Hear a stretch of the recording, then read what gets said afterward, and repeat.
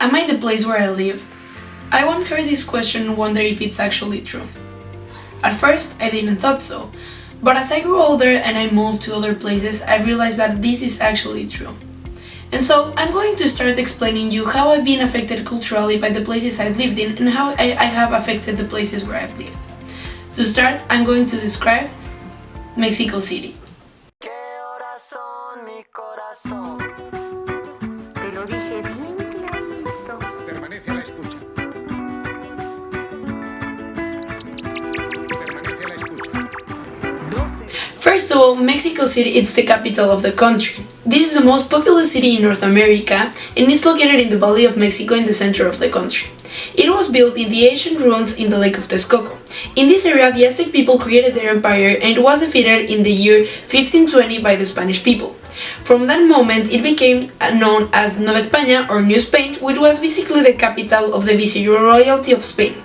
This continued until 1821 when Mexico declared its independence. Then, in 1824, a republic was established and Mexico City became the capital of the country. From that moment, the main organs of the government were established there. For example, the president must live in the capital. For this reason, the capital has also been the center of our history, but not only of our history, also of the innovations. For example, the President Porfirio Diaz established the first trains in the capital in 1876, as well as other innovations such as film and the phonograph. Now, years have passed, but those foundations made Mexico City grow up to be one of the most important places politically, culturally, in education and financially speaking in North America. This is also because of the enormous population it has with 21.1 million people, being the biggest metropolitan area in this hemisphere and the largest speaking Spanish city of all. This place is very important to me because I was born there and I lived there for almost 15 years.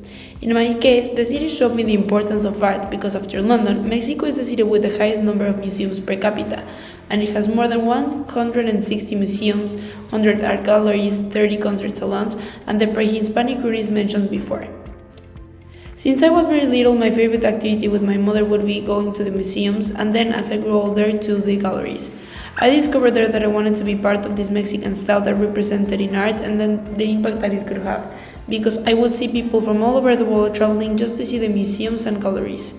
This appreciation in general is a cultural trait that people in the capital of Mexico have. At the same time, as mentioned before, there are many concert places in Mexico City, and I was introduced to different music genres that would range from the popular traditional Mexican music to the international artists that would play in my city.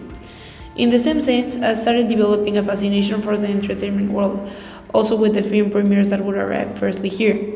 Mexico City is also the place where the best public university of Mexico can be found, and here the best Mexican directors such as Alejandro González Iñárritu and Alfonso Cuarón studied, so I grew up admiring them and wanting to take the same path as them. Mexico City is one of the cities with the most liberal leaders and laws, including being one of the first places to legalize abortions and same-sex marriage in Mexico, and for that reason, I also grew up to be a very liberal person.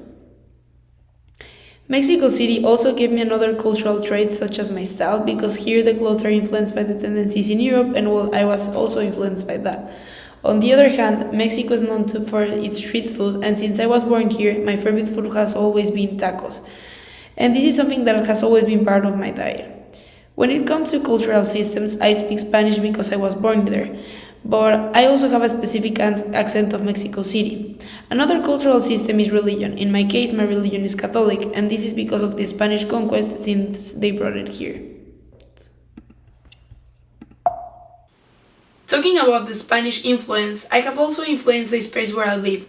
For example, talking about the Spanish and Mexican culture, I am part of the mixture that can be seen in the city.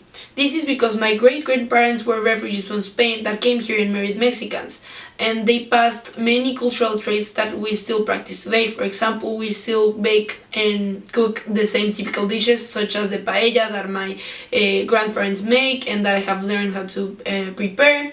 And also, most of my family continues being Catholics, which continues spreading these values that were brought from Spain in the Spanish conquest.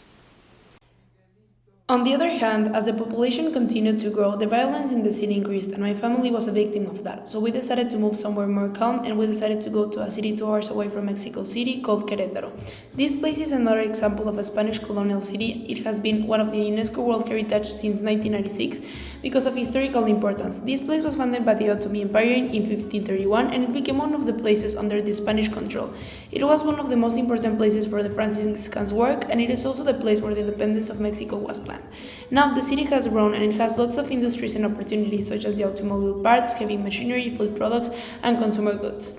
It has now a population of over 2 million people, and it's very interesting because most of the people that experience the chaos growing in Mexico City moved from the capital to Querétaro. Actually, according to the Consejo Estatal de Población, or the place that counts people in Querétaro, 52 people moved to Querétaro a day. I am one of those statistics, and also Querétaro is known to be one of the states with the most conservative governments. For example, in contrast with Mexico City, abortions are still illegal there, and same-sex marriage was approved until last year. When I came from Mexico City, those things were normal, and so I am one of those persons that are pushing Querétaro to move to a more liberal ideals. Now, how has Querétaro affected me? Well, in the first place, when I got closer to art in Mexico City, everything was very modern. Art represented mostly people and social situations, which also inspired me to create art. However, when I arrived to Querétaro, I had the opportunity to be closer to nature. Even if where I lived was a very dry shrubland, Querétaro also has one of my favorite places called Sierra Gorda, that has been named Green Jewel in the heart of Mexico because it's a biosphere reserve with the highest levels of biodiversity in Mexico, with beautiful forests and rivers.